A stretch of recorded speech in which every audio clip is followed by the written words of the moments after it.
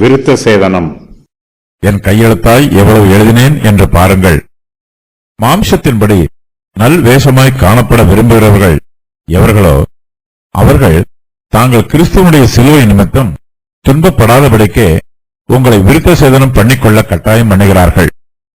விருத்த சேதனம் அடைந்திருக்கிற அவர்களும் நியாயப்பிரமாணத்தை கைக்கொள்ளாமல் இருக்கிறார்கள். அப்படி இருந்தும் அவர்கள் உங்கள் மாம்சத்தை குறித்து மேன்மை பாராட்டும்படிக்கு நீங்கள் விருத்த சேதனம் பண்ணிக்கொள்ள வேண்டும் என்று விரும்புகிறார்கள். நானோ நம்முடைய கர்த்தராகிய இயேசு கிறிஸ்துவின் சிலுவையை குறித்தே அல்லாமல் வேறொன்றையும் குறித்து மேன்மை பாராட்டாதிருப்பேனாக. அவரால் உலகம் எனக்கு சிலுவையில் அறையுண்டிருக்கிறது, நானும் உலகத்திற்கு சிலுவையில் அறையுண்டிருக்கிறேன்.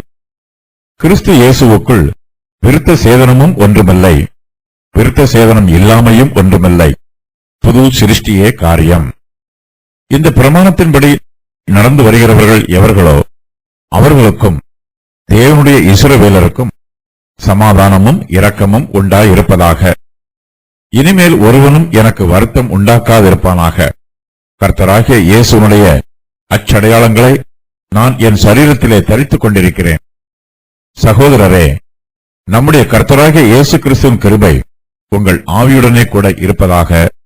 ஆமென். கள்ளப்போதகர்கள். அப்போஸ்தலர் பவுல் கலாத்தியருக்கு எழுதின நிருபத்தின் முடிவுரைக்கு வந்திருக்கிறார். பவுல் கலாத்தியா தேசத்தில் உள்ள விசுவாசிகள் மீது மிகுந்த அன்பு வைத்திருக்கிறார். இந்த நிருபம் நீளமான நிருபமாக இருந்தாலும் தன்னுடைய கையெழுத்தாய் இந்த நிருபம் முழுவதையும் எழுதியிருக்கிறார். தான் சொல்ல சொல்ல வேறு யாராவது எழுதலாம் என்று நினைத்து யாரையும் எழுத்தராக பயன்படுத்தவில்லை. பவுல் கலாத்தியர் மீது மிகுந்த அன்பாய் இருப்பதினால் தன் கையெழுத்தாகவே இந்த நிருபம் முழுவதையும் எழுதியிருக்கிறார். கலாத்தியா தேசத்தில் உள்ள விசுவாசிகளுக்கு பவுலும் உபதேசம் செய்கிறார், கள்ள போதகர்களும் உபதேசம் செய்கிறார்கள். பவுல் கிறிஸ்துவை பற்றும் விசுவாசத்திற்கு முக்கியத்துவம் கொடுத்து பிரசங்கம் பண்ணுகிறார். கள்ள போதகர்களோ நியாயப்பிரமாணத்தின் கிரியைகளுக்கு முக்கியத்துவம் கொடுக்கிறார்கள். அப்படிப்பட்ட கள்ள போதகர்களின் உண்மையான சுபாவத்தை பவுல் கலாத்தியருக்கு வெளிப்படுத்தி காண்பிக்கிறார். கள்ள போதகர்கள் மாம்சத்தின்படி நல் வேஷமாய் காணப்பட விரும்புகிறவர்கள். புறம்பான மார்க்க காரியங்களில் அதிக வைராக்கியமாய் இருக்கிறார்கள். அவர்களிடத்தில் உள்ளான பரிசுத்தம் இல்லை, மெய்யான பக்தியும் இல்லை. நியாயப்பிரமாணத்தின் கிரியைகளை நாம் கடைபிடிக்க வேண்டும் என்று அவர்கள் உபதேசம் பண்ணுகிறார்கள். ஆனால் அவர்களோ நியாயப்பிரமாணத்தை கைக்கொள்ளாமல் இருக்கிறார்கள். மாம்சத்தின்படி நல் வேஷமாய் காணப்பட விரும்புகிறார்கள். அவர்கள் பக்தி உள்ளவர்கள் என்று மற்றவர்கள் நினைக்க வேண்டும். அதற்கு ஏற்ற வகையில் அவர்கள் பக்தியின் வெளி வேஷத்தை தரித்திருக்கிறார்கள். யூத மார்க்கம் என்னும் போர்வையில் மறைந்து கொண்டு மாய்மாலம் பண்ணுகிறார்கள். வேஷம் போடுவதே அவர்களுடைய முழு நேர ஊழியமாயிற்று.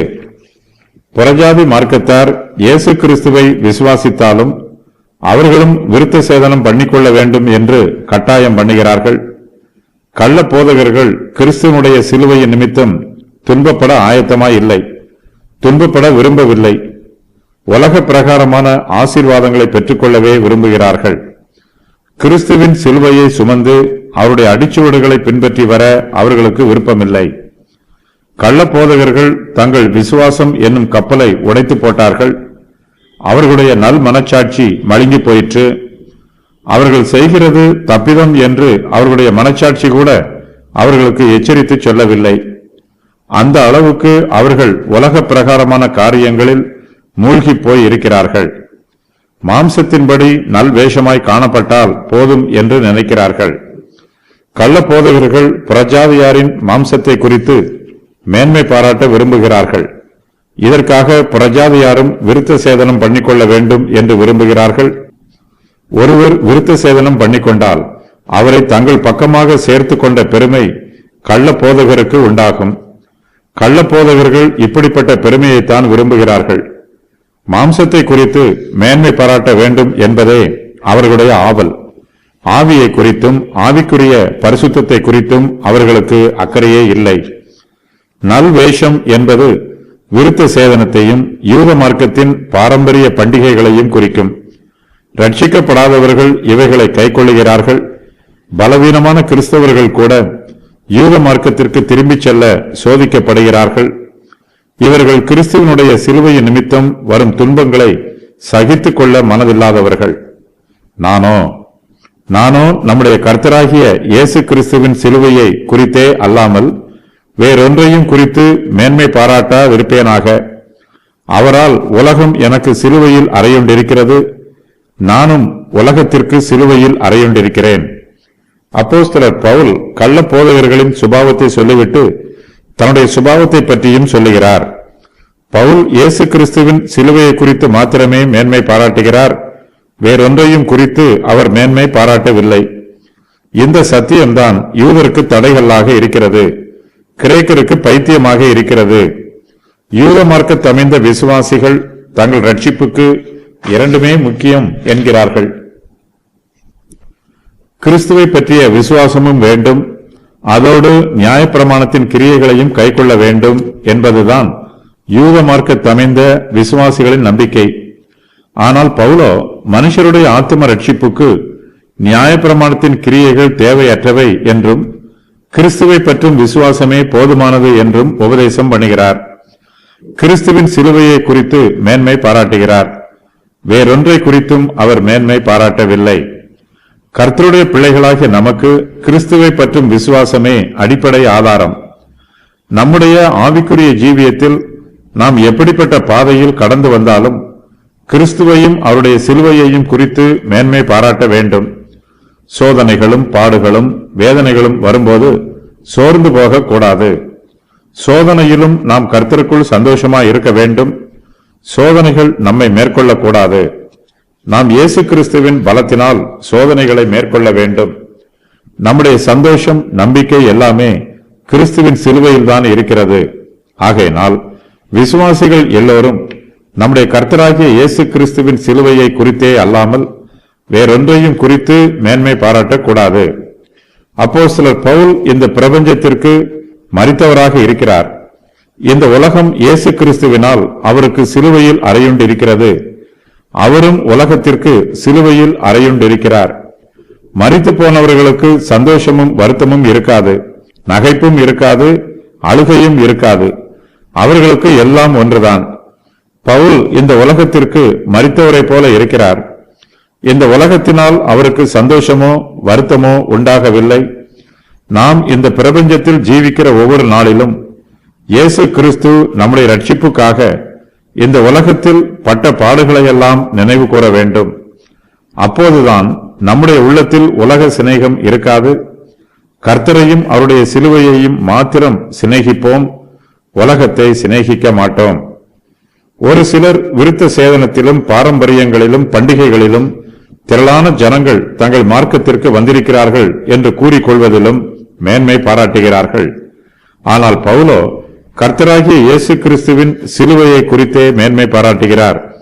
விருத்த சேதனமோ பாரம்பரியங்களோ பண்டிகைகளோ வெறுமையானவை, பயனற்றவை.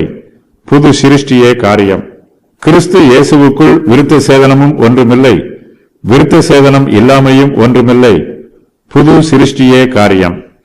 அப்போஸ்தலர் பவுல் கள்ள போதகர்களின் துரு உபதேசத்திற்கு விரோதமாக விவாதம் பண்ணவில்லை. அவர்களுடைய உபதேசம் மாயையானது என்று நினைத்து அது ஒன்றும் இல்லை என்று தீர்மானித்து விடுகிறார். கிறிஸ்து இயேசுவுக்குள் விருத்த சேதனமும் ஒன்றுமில்லை, விருத்த சேதனம் இல்லாமையும் ஒன்றுமில்லை. நாம் கிறிஸ்துவுக்குள் புதிய சிருஷ்டியாய் இருக்க வேண்டும். இதுதான் முக்கியம். கள்ள போதகர்கள் ஒன்றும் இல்லாத விருத்த சேதனத்திற்கு முக்கியத்துவம் கொடுக்கிறார்கள். அவர்களுடைய வார்த்தையின்படி விருத்த சேதனம் பண்ணிக்கொள்வதனால் நமக்கு ஆசீர்வாதமோ சாபமோ உண்டாக போவதில்லை. விருத்த சேதனம் பண்ணிக்கொள்ளாவிட்டாலும் நமக்கு ஒன்றும் உண்டாகாது. நாம் கர்த்தராகிய இயேசு கிறிஸ்துவை நம்முடைய இரட்சகராகவும் ஆண்டவராகவும் நம்முடைய இருதயத்தில் அங்கீகரிக்க வேண்டும். நாம் கிறிஸ்துவுக்குள் புது சிருஷ்டியாய் இருக்க வேண்டும்.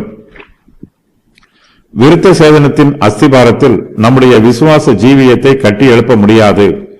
அது நம்முடைய ஆத்மாவை ரட்சிப்பதற்கோ நமக்கு புது ஜீவனை கொடுப்பதற்கோ பலனற்றது. நாம் எப்படிப்பட்ட பாரம்பரிய பழக்க வழக்கங்களை கைக்கொள்கிறோம் என்பது முக்கியமல்ல.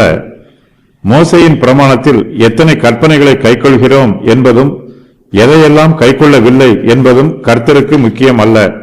நாம் இயேசு கிறிஸ்துவில் புது சிருஷ்டியாய் இருக்க வேண்டும். புது சிருஷ்டியே காரியம். நம்முடைய மனதும் இருதயமும் புதுப்பிக்கப்பட வேண்டும்.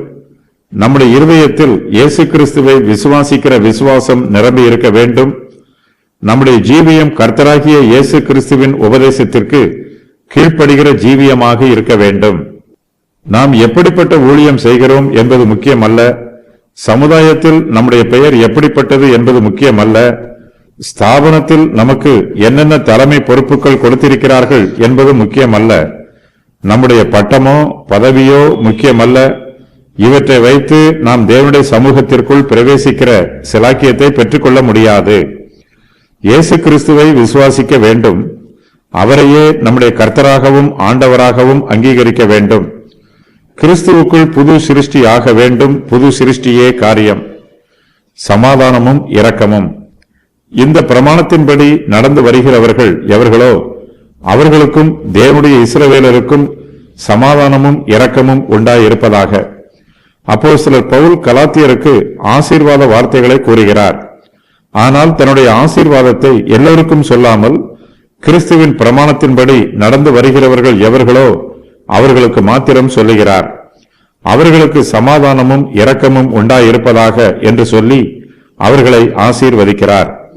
கிறிஸ்துவின் பிரமாணத்தின்படி நடந்து கொள்ளுகிறவர்கள் தங்களுக்கு கிடைக்கும் சமயத்திற்கு தக்கதாக யாவருக்கும் நன்மை செய்கிறார்கள். இவர்களுக்கு விருத்த சேதனமும் விருத்த சேதனம் இல்லாமையும் ஒன்றுமில்லை. புது சிருஷ்டியே காரியமாக இருக்கிறது.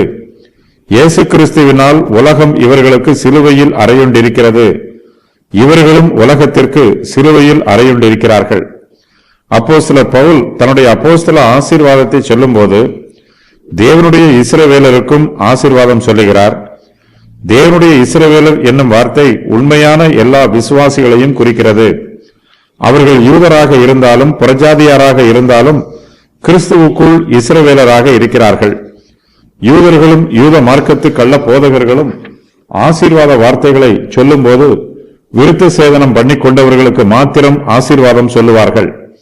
அவர்களுடைய ஆசீர்வாதம் விருத்த சேதனம் பண்ணி கொள்ளாதவர்களுக்கு கிடைக்காது. மெய்யான விசுவாசிகள் இயேசு கிறிஸ்துவின் பிரமாணத்தின்படி நடக்கிறவர்கள். இவர்கள் தங்கள் சுய கற்பனையின் பிரகாரமோ சுய பிரமாணத்தின் பிரகாரமோ நடப்பதில்லை. கர்த்தரே இவர்களை ஆட்கொண்டு ஆளுகை செய்கிறார். கர்த்தர் இவர்களுக்கு கொடுத்திருக்கிற பிரமாணங்களை ஏற்றுக்கொண்டு அவருக்கு கீழ்ப்படிந்து ஜீவிக்கிறார்கள். நாம் கிறிஸ்துவின் பிரமாணத்தின்படி நடந்தாலும் நமக்கு தேவனுடைய சமாதானமும் இரக்கமும் தேவைப்படுகிறது. தேவ கிருபை இல்லாமல் நம்மால் ஒன்றும் செய்ய முடியாது. தேவனுடைய பிரமாணத்தின்படி நடக்கிறவர்களுக்கு சமாதானமும் இரக்கமும் உண்டாயிருக்கும் என்று கர்த்தர் வாக்கு பண்ணுகிறார். தேவனோடு சமாதானமாய் இருப்பதற்கு அவருடைய பிரமாணத்தின்படி நடப்பதே மெய்யான வழி. தேவனுடைய சமாதானத்தையும் இரக்கத்தையும் நாம் இப்போது பெற்றுக்கொண்டால் அவற்றை இனிமேலும் பெற்றுக்கொள்ள முடியும் என்னும் நிச்சயம் நமக்குள் உண்டாகும். இயேசு கிறிஸ்துவின் பிரமாணத்தில் வழிவிலகாமல் தொடர்ந்து அதிலே நடக்கும்போது நமக்கு தேவனோடு நீடித்த சமாதானம் உண்டாகும். தேவனுடைய இரக்கம் நமக்கு எப்போதும் கிடைக்கும். இயேசு கிறிஸ்துவினுடைய அச்சடையாளங்கள். இனிமேல் ஒருவனும் எனக்கு வருத்தம் உண்டாக்காதிருப்பானாக. கர்த்தராகிய இயேசு கிறிஸ்துவினுடைய அச்சடையாளங்களை நான் என் சரீரத்திலே தரித்துக் கொண்டிருக்கிறேன். அப்போஸ்தலர் பவுல் கிறிஸ்துவின் நிமித்தமாகவும் அவருடைய சுவிசேஷத்தின் நிமித்தமாகவும் அநேக பாடுகளையும் வேதனைகளையும் உபத்திரவங்களையும் அனுபவிக்கிறார். அவருடைய சரீரத்தில் உபத்திரவப்பட்டதற்கான அடையாளங்கள் காணப்படுகிறது. காயத்தின் தழும்புகள் இருக்கிறது. இயேசு கிறிஸ்துவை விசுவாசிப்பதினாலும் அவருடைய சுவிசேஷத்தை உபதேசிப்பதினாலும் சத்துருக்கள் பவுலை துன்பப்படுத்தினார்கள், உபத்திரவத்திற்கு உட்படுத்தினார்கள். இதனால் பவுலின் சரீரத்தில் அநேக காயங்கள் உண்டாயிற்று. அந்த காயத்தின் அடிச்சுவடுகள் எல்லாம் பவுலின் சரீரத்தில் தெரிகிறது. இந்த காயங்களை பவுல் கிறிஸ்துவனுடைய அச்சடையாளங்கள் என்று சொல்லி அவற்றை தன்னுடைய சரீரத்தில் தரித்துக் கொண்டிருப்பதாகவும் சொல்லுகிறார். அப்போஸ்தலர் பவுல் கிறிஸ்துவின் சுவிசேஷத்தை உண்மையாய் பிரசங்கிக்கிறவர், ஆத்துமாக்கள் மீது அதிக கரிசனையோடு இருக்கிறவர், சுவிசேஷத்தின் நிமித்தமாய் பல பாடுகளை அனுபவித்தவர், அப்போஸ்தல அதிகாரத்தோடு விசுவாசிகளை ஆசீர்வதிக்கிற சிலாக்கியம் பெற்றிருக்கிறவர். அப்படிப்பட்ட தனக்கு இனிமேல் ஒருவனும் வருத்தம் உண்டாக்கக்கூடாது என்று சொல்லுகிறார். பவுல் பிரசங்கிக்கிற சுவிசேஷத்தின் உபதேசத்திற்கு யாரும் எதிர்த்து பேசக்கூடாது. பவுலின் அப்போஸ்தல அதிகாரத்திற்கு விரோதமாக யாரும் எதிர்த்து நிற்கக்கூடாது. பவுல் இதுவரையிலும் இப்படிப்பட்ட வருத்தங்களை எல்லாம் தன் மீது ஏற்றுக்கொண்டிருக்கிறார். இனிமேல் ஒருவனும் தனக்கு இப்படிப்பட்ட வருத்தத்தை உண்டாக்கக்கூடாது என்று தெளிவாக சொல்லிவிடுகிறார். பவுல் ஏற்கனவே கிறிஸ்துவின் நிமித்தமாக பல பாடுகளையும் வேதனைகளையும் அனுபவித்தவர். ஆனால் கலாத்தியா தேசத்தில் உள்ள விசுவாசிகளோ கிறிஸ்துவை பற்றும் விசுவாசத்திற்கு விலகி போய் பவுலுக்கு வருத்தத்தை உண்டாக்குகிறார்கள். பவுல் சுவிசேஷத்திற்காக பாடுபட ஆயத்தமாய் இருக்கிறார். விசுவாசிகள் சுவிசேஷத்தை ஏற்றுக்கொள்ள வேண்டும் என்று எதிர்பார்க்கிறார். அவர்கள் சுவிசேஷத்தை ஏற்றுக்கொள்ளாமல் புறக்கணித்து கள்ள போதகர்களின் நியாயப்பிரமாண உபதேசத்தை ஏற்றுக்கொண்டு பவுலை வருத்தப்படுத்துகிறார்கள். இப்படிப்பட்ட வருத்தத்தை தனக்கு இனிமேல் யாரும் உண்டாக்கக்கூடாது என்று அவர்களுக்கு தெளிவாக எழுதுகிறார். அடிமைகளுக்கு அடையாளமாக அவர்களுடைய சரீரத்தில் அடையாளமிடுவார்கள். பவுல் தன்னை இயேசு கிறிஸ்துவின் அடிமையாக பாவிக்கிறார். தன்னுடைய அடிமை ஊழியத்திற்கு இயேசு கிறிஸ்துவின் அச்ச அடையாளங்களை தன்னுடைய சரீரத்தில் தரித்துக் கொண்டிருக்கிறார். ஒரு சிலர் தங்களுடைய விருத்த சேதன அடையாளத்தில் மேன்மை பாராட்டுகிறார்கள். ஆனால் பவுலோ இயேசு கிறிஸ்துவுக்காக பாடுகளை அனுபவிப்பதனால் உண்டான அடையாளங்களில் மேன்மை பாராட்டுகிறார். இயேசு கிறிஸ்துவின் கிருபை. சகோதரரே, நம்முடைய கர்த்தராகிய இயேசு கிறிஸ்துவின் கிருபை உங்கள் ஆவியுடனே கூட இருப்பதாக. ஆமென். அப்போஸ்தலர் பவுல் கலாத்தியருக்கு தன்னுடைய அப்போஸ்தல ஆசீர்வாதத்தை சொல்லி இந்த நிருபத்தை நிறைவு செய்கிறார். கலாத்தியா தேசத்தில் உள்ள விசுவாசிகளை பவுல் சகோதரரே என்று கூப்பிடுகிறார். அவர்களுக்காக ஜெபிக்கிறார். ஜெப வார்த்தையை சொல்லி அவர்களை விட்டு கடந்து செல்கிறார். நம்முடைய கர்த்தராகிய இயேசு கிறிஸ்துவின் கிருபை உங்கள் ஆவியுடனே கூட இருப்பதாக என்று ஜெபித்து அவர்களை ஆசீர்வதித்து இந்த நிருபத்தை நிறைவு செய்கிறார். பொதுவாக அப்போஸ்தலர்கள் விசுவாசிகளிடமிருந்து விடைபெற்று செல்லும் போது இப்படிப்பட்ட ஆசீர்வாத வார்த்தைகளை சொல்லுவது வழக்கம். அப்போஸ்தலர் பவுல் கலாத்தியரிடமிருந்து விடைபெறும் போது அவர்களுக்காக ஜெபிக்கிறார். அவர்களுக்கு கிறிஸ்துவின் கிருபை கிடைக்க வேண்டும் என்று வாழ்த்துகிறார். அவர்களுடைய ஆவிக்குரிய ஜீவியத்திற்கு தேவையான தேவ கிருபைகள் எல்லாவற்றையும் பெற்றுக்கொண்டு அவர்கள் தங்கள் ஆவிக்குரிய ஜீவியத்தில் முன்னேறி செல்ல வேண்டும். அவர்கள் இப்பிரபஞ்சத்தில் தேவனோடு சமாதானத்தை பெற்றுக்கொள்ள வேண்டும். தேவனுடைய இரக்கங்களை பெற்றுக்கொள்ள வேண்டும். இந்த ஜீவியத்தில் அவர்களுக்கு எவ்வளவு சோதனைகளும் உபத்திரவங்களும் வந்தாலும் தேவ கிருபை அவர்களோடு கூட இருக்க வேண்டும். அவர்களுக்கு மரணமே நேரிடுவதாக இருந்தாலும் அவர்களுடைய ஜீவன் சரீரத்தை விட்டு பிரிந்தாலும் இயேசு கிறிஸ்துவின் கிருபை அவர்களுடைய ஆவியோடு எப்போதும் கூட இருக்க வேண்டும் என்று பவுல் அவர்களுக்காக ஜெபிக்கிறார். அவர்களை ஆசீர்வதிக்கிறார். கலாத்தியா தேசத்து சபையார் பவுலின் உபதேசத்தை ஏற்றுக்கொள்ளவில்லை. கள்ள போதகர்களுக்கு அவர்கள் செவி கொடுத்து நியாயப்பிரமாணத்தின் கிரியைகளை கைக்கொள்கிறார்கள். அவர்கள் ஆதியிலே பவுல் மீது வைத்திருந்த அன்பு இப்போது அவர்களிடத்தில் இல்லை. அவர்கள் ஆவிக்குரிய பின்மாற்றத்தில் இருக்கிறார்கள். ஆனாலும் பவுல் அவர்கள் மீது வைத்திருக்கிற அன்பு குறையவில்லை. அவர்களை குறித்த கரிசனையும் குறையவில்லை. அவர்கள் நன்றாய் இருக்க வேண்டும் என்று அவர்களை ஆசீர்வதிக்கிறார். கிறிஸ்துவின் கிருபை அவர்களுடைய ஆவியுடனே கூட இருப்பதாக என்று ஆசீர்வதிக்கிறார். தேவ ஆவியானவர் அவர்களுடைய ஆவியிலும் ஆத்துமாவிலும் தொடர்ந்து வாசம் பண்ண வேண்டும் என்று பவுல் விரும்புகிறார். பரிசுத்த ஆவியானவரின் பிரசன்னத்தை அவர்கள் உணர்ந்து கொள்ள வேண்டும். தங்களுக்குள்ளே வாசம் பண்ணுகிற ஆவியானவரின் சத்தத்திற்கு அவர்கள் செவி கொடுத்து கீழ்ப்படிய வேண்டும்.